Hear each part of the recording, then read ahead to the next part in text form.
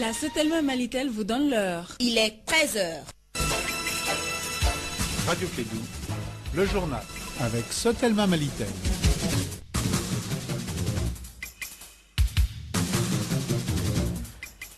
13h, bonjour à tous et bienvenue dans ce journal. Les terroristes sont encore frappés dans la région du Sikasso, notamment à Kouri et Boura dans le cercle de Yorosso. C'était le dimanche. Le bilan fait état de 7 morts à Kouri, dont 2 gendarmes, 2 douaniers et 4 civils. L'actualité internationale nous conduira aujourd'hui au Bénin, où Patrice Talon sort enfin de son silence après 3 semaines de crise.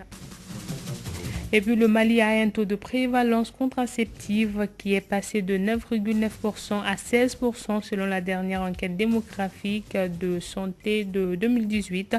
On en parlera en fin d'édition dans la chronique santé.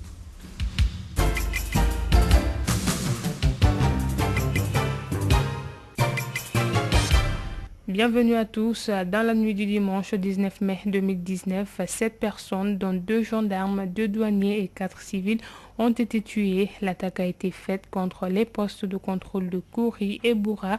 C'est à la frontière Mali-Burkina Faso. Avant cette attaque, à noter qu'un casque bleu avait été tué à Tombouctou le samedi dernier. On fait le point avec Kassim Traoré. C'est à Kouri, à la frontière Mali-Burkina, dans le cercle de Yorosso, région de Sikasso, qu'il y a eu 7 attaques hier nuit contre le poste de contrôle de Kouri et de Boura. Le bilan est de 7 morts, 2 gendarmes, 2 douaniers, 2 chauffeurs qui sont des Ghanéens et 1 civil. Ils ont été tués par des hommes en armes venus à bord de 4 motos et de 2 pick-up, nous confirme un élu local de Yorosso. Parmi les 7 victimes, il y a une gendarme qui a été tuée. Quant à l'attaque de Boura, elle a été repoussée. Un élément de force de sécurité a été légèrement blessé et le sous-préfet est sain et sauf. 4 suspects ont été appréhendés et mis à la disposition de la brigade territoriale de Kouri. Les recherches, selon le communiqué du gouvernement, se poursuivaient dans la zone. Par ailleurs, le samedi dernier à Tombouctou, un casque bleu nigérian a été la cible d'une attaque vers la région de Kidal. 3 autres soldats du contingent tchadien ont été blessés dans l'explosion d'une mine visant une unité de la force près de Tessalite. Ici à Bamako, lancement officiel de la cartographie du 5e recensement de la population et de l'habitat du Mali par le ministre de l'Aménagement du territoire et de la population. Le budget prévisionnel du recensement général est estimé à hauteur de 22,6 milliards de francs CFA. Et sur le sujet, nous écoutons Adamati Mokodiara, ministre de l'Aménagement et du territoire de la population. Il est au micro de Bubata Touré.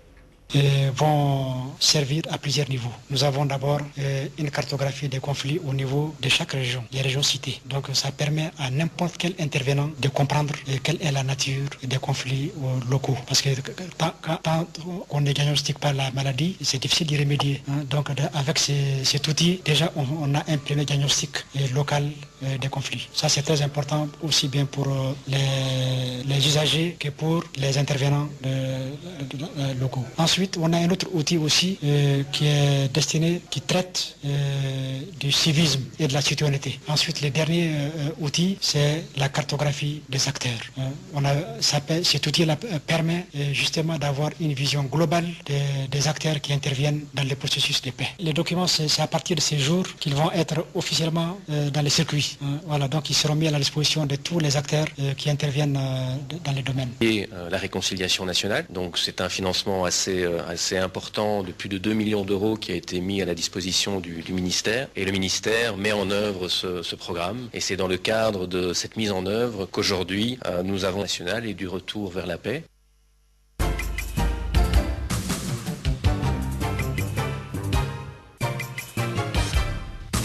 13h05, place à l'actualité internationale de ce journal. En Côte d'Ivoire, le ministre français de l'Intérieur est arrivé dimanche soir pour une visite visant à renforcer la coopération en matière de lutte contre le terrorisme et l'immigration. Christophe Castaner a annoncé que la France contribuerait financièrement à la construction de l'Académie internationale de lutte contre le terrorisme, un projet en gestation depuis le sommet UE-Afrique de 2017. Je vous le disais dans les titres, au Bénin, Patrice Talon, le président, sort enfin de son silence après 3 semaines de crise.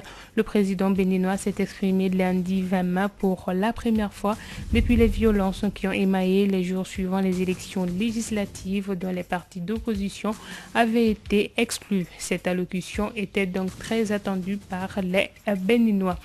Le processus électoral vient donc de s'achever dans le pays. Ce sont les premiers mots de Patrice Talon lors de son allocution d'une dizaine de minutes à la télévision nationale. C'était le lundi soir. Le président béninois répond ainsi indirectement à l'opposition qui réclame encore aujourd'hui l'annulation des élections législatives du 28 avril dernier. Et puis pour terminer, Moïse Katumbi est de retour en RDC.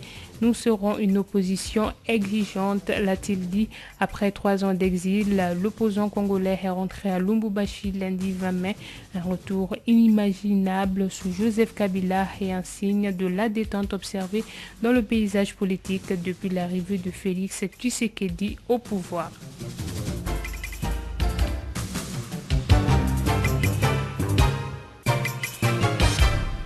Retour à l'actualité nationale, le Mali a un taux de prévalence contraceptive qui est passé de 9,9% à 16% selon la dernière enquête démographique et de santé de 2018.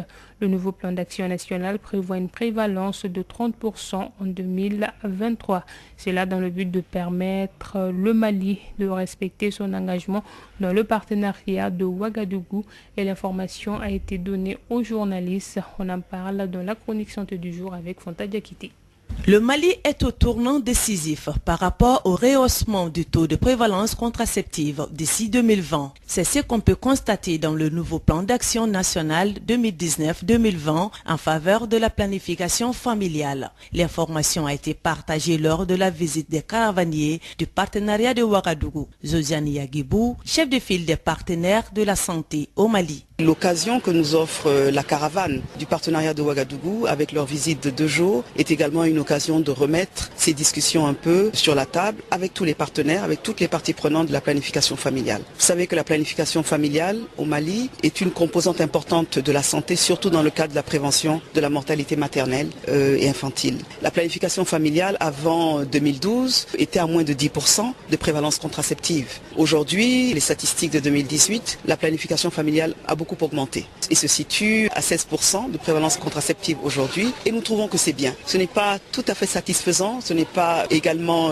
fantastique, mais nous trouvons que c'est quand même une progression qui est importante et qu'il faut signaler. Dans ce nouveau plan d'action, l'espoir est permis. De 16% en 2018, le Mali passera à 30% en 2023. Selon les statistiques, le Mali compte plus de 4 millions de femmes en âge de procréer et 36% de fécondité chez les adolescentes.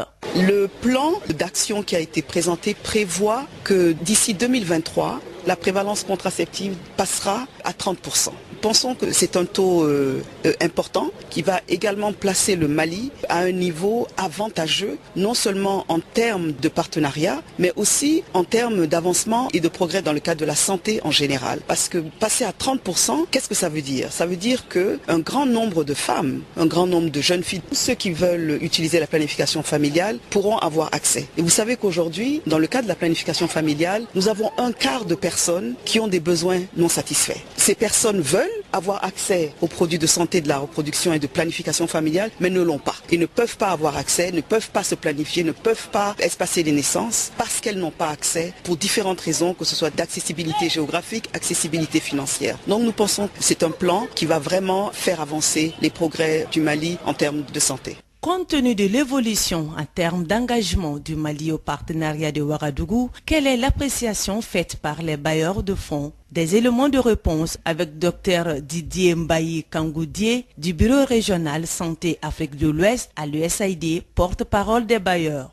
La chose qui m'a le plus frappé, c'est ce que tout le monde a constaté, que dans les 5 dernières années, le Mali a fait un progrès significatif dans la progression vers les objectifs d'augmentation du taux de prévalence contraceptive. Avant le début du partenariat de Ouagadougou, la majorité de 9 pays avançaient à 0,3 points de pourcentage par an. Alors aujourd'hui, le Mali a doublé dans le sens que nous sommes allés de 1,03 points de pourcentage, on est maintenant à 0,8 points de pourcentage. Donc si vous regardez la proportion, c'est plus du double, mais c'est encore en dessous de 1%. Mais cela a fait qu'aujourd'hui, le Mali est passé de 9% de taux de prévalence contraceptive à 16%. C'est très encourageant. À l'école, on dit peut mieux faire. Si vous imaginez que nous avons l'objectif d'aller vers la révolution contraceptive qui est autour de 50-60%, à 16%, on n'est pas vraiment là. Hein. Dans le souci du respect de leur engagement, le nouveau plan d'action national prévoit des nouvelles initiatives pour faire avancer les choses. Avec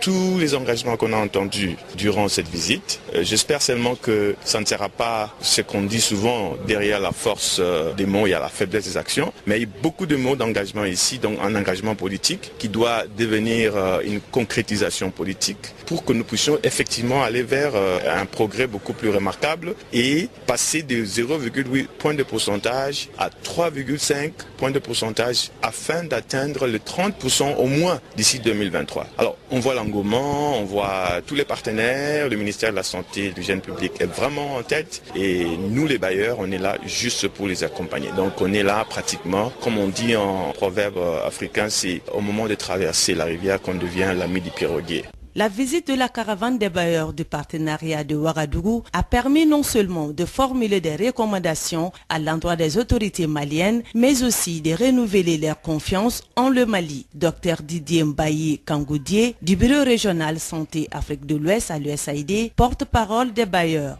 Donc le message que nous donnons aujourd'hui à nos partenaires ici au Mali, c'est que nous devons améliorer, n'est-ce pas, notre coordination des activités, coordination des bailleurs, collaborer suffisamment, communiquer et obtenir une synergisation qui puisse nous faire avancer beaucoup plus rapidement. Je peux dire que nous partons avec un renouvellement de notre entendement du projet, surtout qu'on a compris que les budgets de l'État a été pratiquement absorbés dans la défense et la sécurité, qui fait que l'espace fiscal a été assez réduit et donc on comprend vraiment que le gouvernement a de grosses priorités pour lesquelles le budget est drainé. Et nous partons avec un entendement renouvelé du fait que les efforts sont là, les circonstances actuelles sont difficiles, mais nous allons continuer à honorer nos engagements et avoir davantage de ce gouvernement, surtout dans le cadre de la réforme de santé. À noter également que parmi les pays du partenariat de Ouagadougou, le Mali reçoit plus de financement. Voilà, Chronique Santé, une réalisation de Fanta Diakité. 13 ans passés de 13 minutes. Fin de ce journal. Tout de suite, le Desk Sport. Radio Clédou, le journal avec Sotelma Malitel.